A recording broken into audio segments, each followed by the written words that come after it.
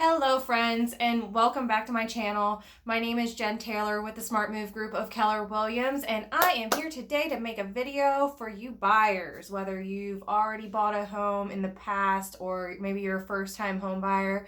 This video is for you to kind of go through the process and the expectations of what to expect when you're expecting to buy a home. So definitely, if this is something that sounds interesting to you, stick around, watch the video, give it a thumbs up if you enjoyed it and found it helpful, share it if you are, or if you have some friends that might be in the market to buy, and hopefully this can get out and help more than one person.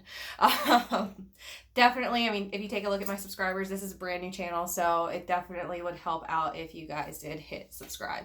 So anyways, let's jump into it. So you are expecting to buy a house. Yay, exciting. Hopefully this isn't a spur of the moment decision and you have actually put a little bit of thought into it.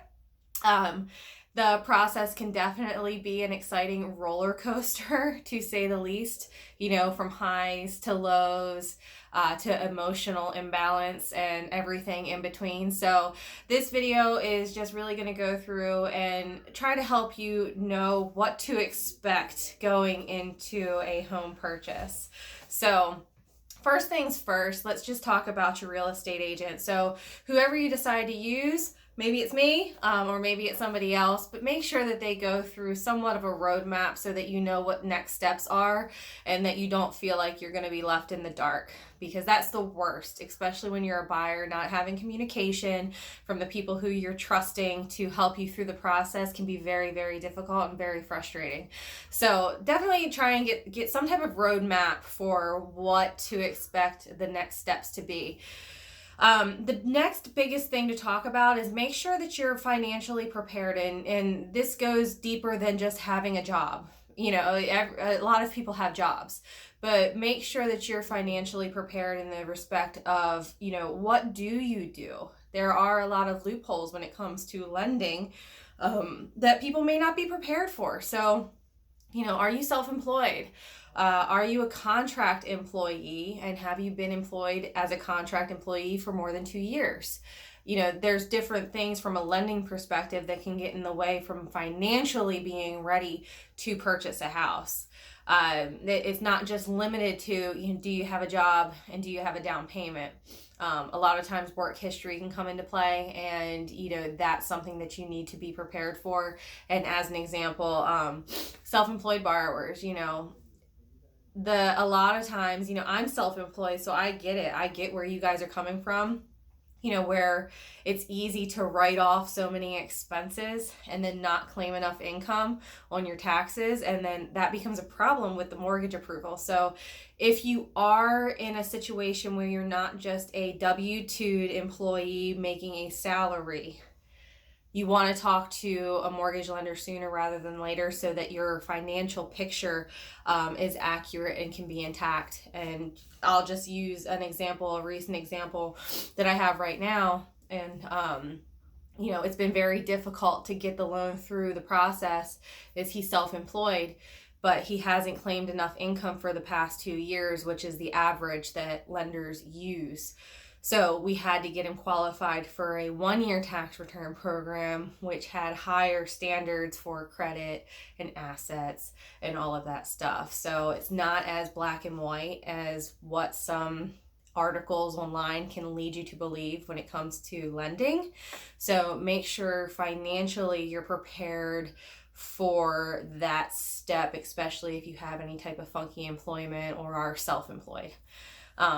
Second is the cost of buying a home. As a buyer, you know, it's really easy to just go in from the exciting standpoint of saying, oh my God, let's go look at houses. This is so fun. And, you know, that is fun. But what happens when you actually find the house that you like? You know, there are costs involved in the purchase that are required up front from you, in order to move forward. So just as a basic example, inspections.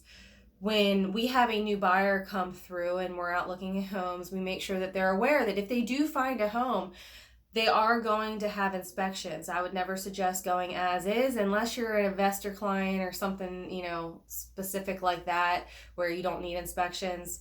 But as a buyer, a normal buyer buying a home that you're going to be living in, it's very important to have inspections, and depending on where the house is located and what kind of home it is, they can be expensive. So, a normal home inspection is about $500. To get your termite and wood destroying insects, which in a lot of times is a requirement for lending, that's like $150. If you buy a house, maybe you want to live in the country and you want to have land and you want to have acreage, and the house you find is on well and septic. Those tests can range from anywhere between $200 and $500 just for those. So the expectation that I set, and let's not forget radon tests. I mean, radon gas in Maryland is big. So those can be about $150. So add that all up, and those are all just before you even sign on the dotted line for the house. You can be looking at $1,000 in just inspection costs. So as a buyer, you need to be prepared to have $1,000 set aside for whatever home you find to spend on getting your home inspections completed. And this is going to be able to give you a lot of information up front about the house that you're buying so that you can make an educated decision regarding moving forward or not. The third thing now to discuss about the home purchasing process is your timelines and contingencies. As a buyer, you have to be very proactive with how you're moving forward through the process. And if your agent is good, they're going to be on top of the timelines and the deadlines that you have to follow in order to meet your contractual obligations. So contractual obligations as a buyer is that you have to be willing to obviously do your part in the deal to make it move forward.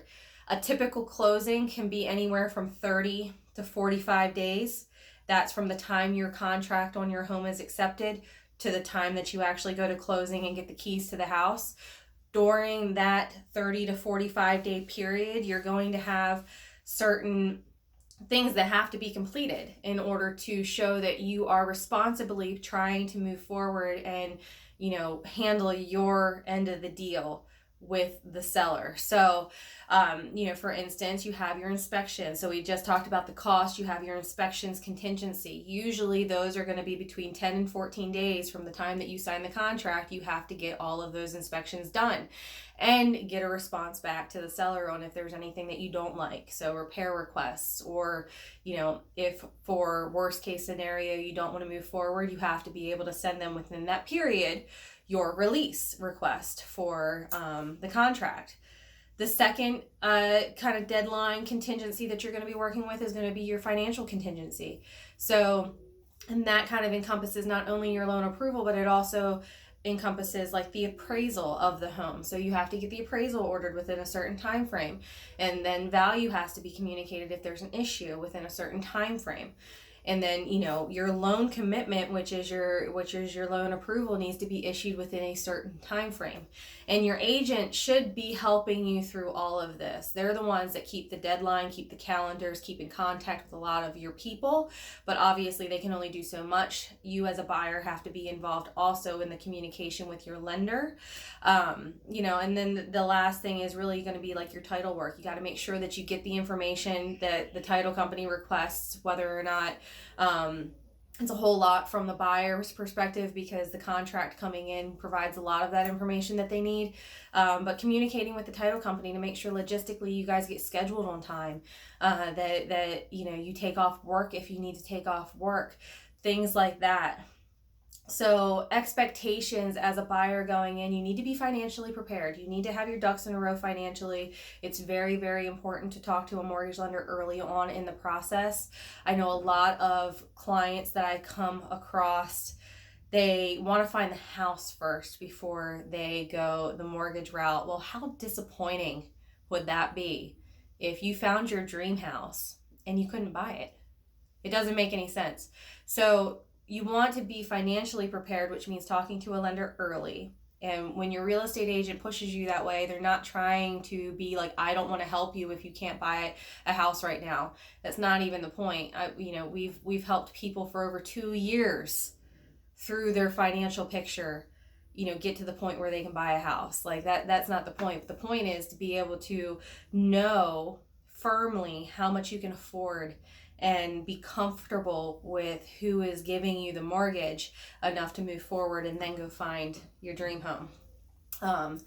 Using an agent that you trust, that you can speak openly and honestly to, and vice versa, that you have respect for and they have respect for you. That's super important as a buyer, and somebody that's going to give you, like I said up front, that roadmap to the expectations of buying a home. So be financially prepared. Have your mortgage approval in hand. Know your expectations for like when you do find the house. So financially being prepared to spend money on those inspections on a house that you don't even own yet. And that could be up to $1,000. Be prepared to have contingencies and time frames that you have to be willing to stick to throughout the contractual period of the 30 to 45 day close. And be ready for constant communication from your lender, from the title company, and from your agent. You have to be able to communicate clearly, efficiently, and quickly throughout this process so that people on the other side that are helping you can get their job done. Because you're the buyer, they're working for you. You have to be able to communicate clearly with them. So hopefully this helped. Maybe, kind of give you some of the background expectations of what it's like to expecting to buy a home. If you did like this video, give it a thumbs up. If there's anything that you want me to elaborate on, comment below. If you know somebody that it could help, share this video, and of course subscribe. This is a new channel and I'd love for you guys to subscribe and see everything else that I put out there, because hopefully it can help a lot of people one day. But my name is Jen Taylor with the Smart Move Group of Keller Williams, located in the beautiful Howard County, Maryland, and I will be back soon with more videos for you guys. See you soon. Bye.